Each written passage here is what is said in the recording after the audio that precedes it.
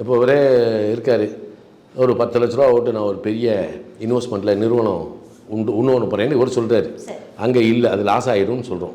எப்போ வேண்டாம் அப்படின்னு சொன்னோம்னா சரி சாமி. அப்போ இந்த 10 லட்ச ரூபா இவருக்கு லாஸ் ஆகுன்ற நிலையில் இவர் சுதாரிக்கும் ஒரு 10,000 ரூபா லாஸ் ஆன பிரச்சனை இல்லைல்ல. அப்போ பெரிய பாறாங்கல்ல கூழாங்கல்லாக மாற்றலாம். அப்போ அந்த இன்வெஸ்ட்மெண்ட்டையே இந்த விரயத்தை கிரயம் பண்ணுறதுக்கு ஒரு வழி இருக்கும். இது விரயம்தான். இப்போ விரயத்தை எப்படி கிரயம் பண்ணலாம் அப்படி யோசிச்சோம்னா இந்த மைனஸை ப்ளஸ் ஆக்கலாமா? இதுக்கு தான் ஜோசியம். சாமி, பிறக்கிறவன் அத்தனை பேருமே எல்லாருமே பணக்காரன் கிடையாது. பணக்காரன் வீட்டில் எவனும் பிறக்கலை. எல்லாருமே ஏழையாகவும் பிறக்கலை, நடுத்தரமாகவும் வாழ்கிறேன். 3 பிரிவு நம்மகிட்ட இருக்குது. ஆனால் ஒரு கூரை வீட்டில் பிறந்தவன் தன்னுடைய உழைப்பால் ஒரு உயர்ந்த நிலைக்கு வர்றது இருக்குது.